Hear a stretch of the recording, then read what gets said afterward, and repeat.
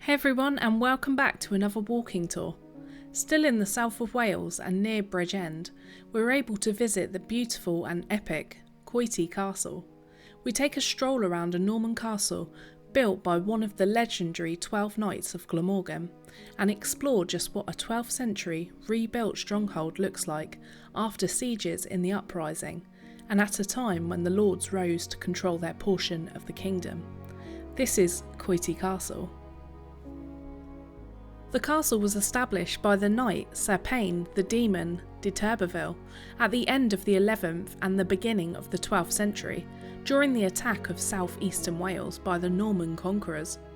Turberville was one of the 12 knights who accompanied the Earl of Gloucester, Robert Fitzhammond, on his conquests of Welsh Glamorgan. It was throughout Wales that several marcher lordships were quickly established in the decade straight after the Norman conquest of 1066. They were rewarded by William I for their loyal service, and the marcher lords in turn became very rich and powerful men, who created stone fortifications to control their position of the kingdom. Sir Robert Fitzhammond had William's blessing to distribute the lands of Glamorgan amongst his own dozen of men. He handed his best lands to his favourites and forced Sir Payne to acquire land on his own. So Turberville set off to discuss the matters of Coity Castle with a Welsh leader named Morgan ap Llywelyn. Morgan had agreed to turn over his castle to Payne, but only on one condition. Either he had to fight Morgan for the lordship, or he had to marry his daughter. Amazingly, Payne took the sword in his left hand and held his new lady with his right. He then happily married her, and Sir Payne became the Lord of Coity. The first castle here was a typical Norman stronghold, normally referred to as a ringwork. The ringwork included a circular embankment, which was surrounded by a deep ditch and topped with timber palisades. This was a simple timber gatehouse, and it would have controlled access into the castle. And today, the shape of the later stone-built castle still reflects the original design of the ringwork. And by the start of the 12th century, the Normans had been able to extend the Welsh marches as far west into Wales as the lordship of Coity. Two other castles joined Coity to be able to defend the lordship of Glamorgan along the western border of the marches. The first was Newcastle, which was built by Robert Fitzhammond, and Ogmore, which was built by William de Londres, which we managed to visit his beautiful castle last year.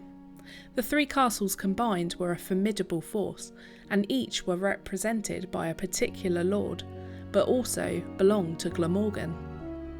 On our way inside, we explore the castle's keep, which was added in the 12th century. It's really fascinating to see how much still remains today.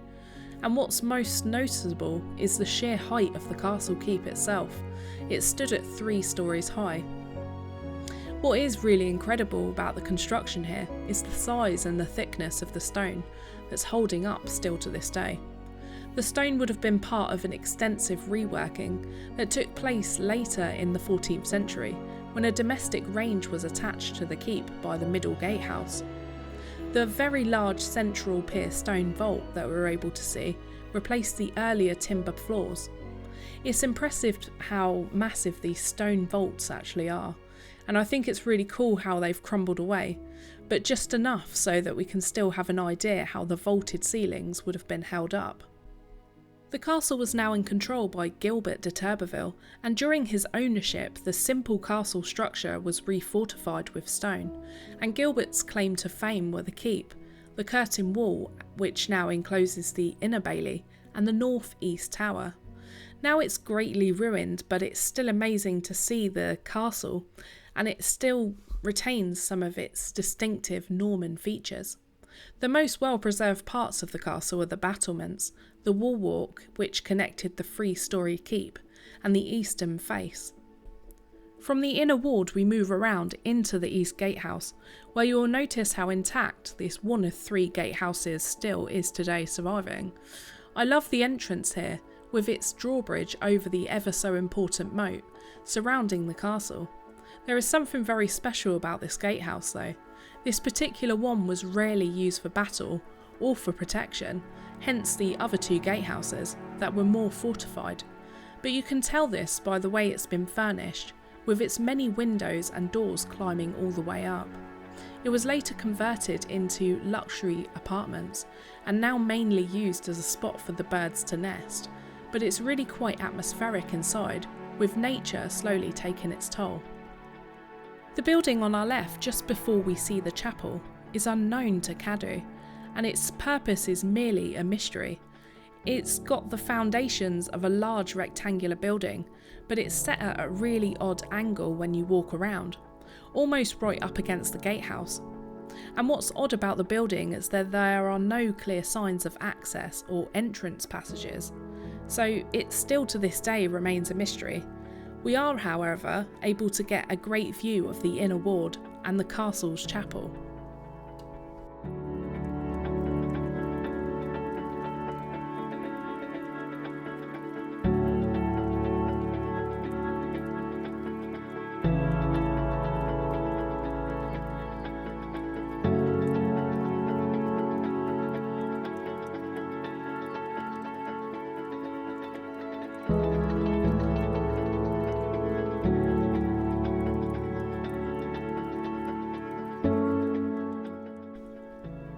The chapel building had 2 floors with an entrance to the ground floor, directly from the courtyard. From that point you would have been able to use the corner staircase, that's now locked up to the first floor of the chapel. After finishing the ground floor, the chapel was then divided into 3 rooms by inserting partition walls. More than likely these rooms served as additional storage rooms, or pantries. The upper chapel was placed onto a wooden ceiling and illuminated once by a large pointed arch window. I can imagine this room when the window would have been filled with stained glass, and the ceremonies that would have been held here. It would have had a very calming effect and been a place of peace. Something that we noticed whilst walking around was the different additions to all of the centuries that passed, and the styles of architecture that changed.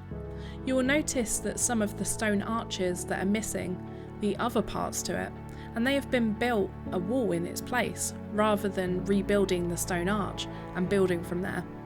It's just some of these little things to look out for.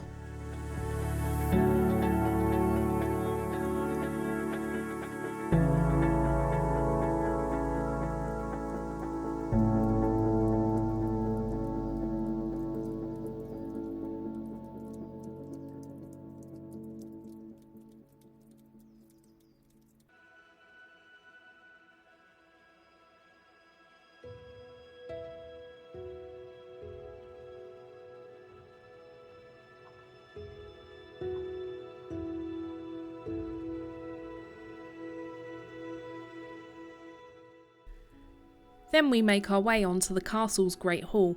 This was the main area for activity, especially in the 14th century, when most of the living and the main utilities were located here. Many feasts and important ceremonies were organised here, and all of the guests would have been greeted.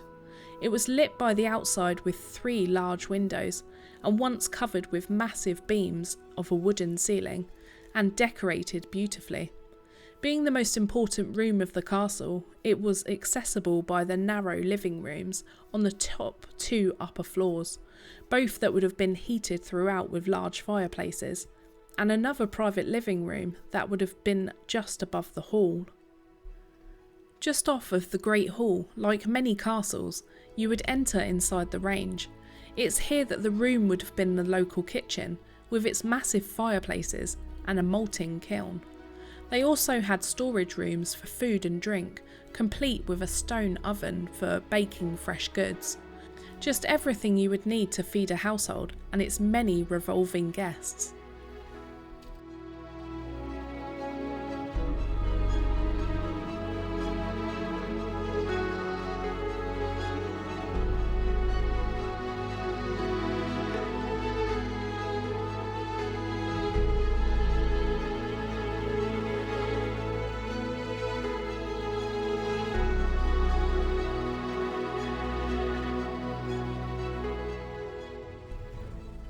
At the entrance to the site, which is where you're able to park your cars for entry inside, we originally entered through the west gatehouse into the outer ward of the castle.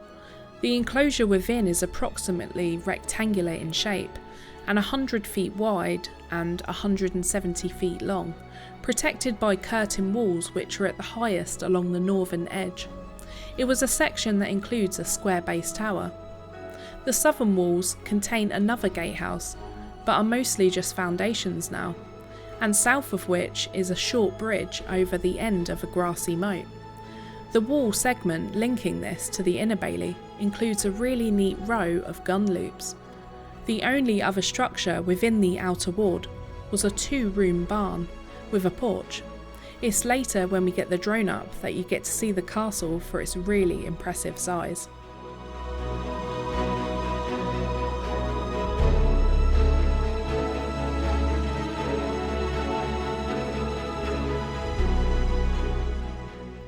Our explore here has been so interesting to visit. Coity really reminds me of the other incredible Welsh strongholds in the south of Wales, mainly Glamorgan and Grosmont, and if you've got the time, please head over to our South Wales playlist and check them out. But I may say this a lot in our videos, but Coity really is a standout and one not to be missed off the list. So that's it for this week. We hope you've enjoyed our tour around Coity Castle and it's given you some inspiration to visit here yourself. Please be sure to hit that like button, consider joining our Patreon or subscribing to the channel and clicking that bell icon. It really does mean a lot to the both of us. We want to say a big thank you for watching and a thank you to our Patreons for their support. We'll see you in the next one. Till next time.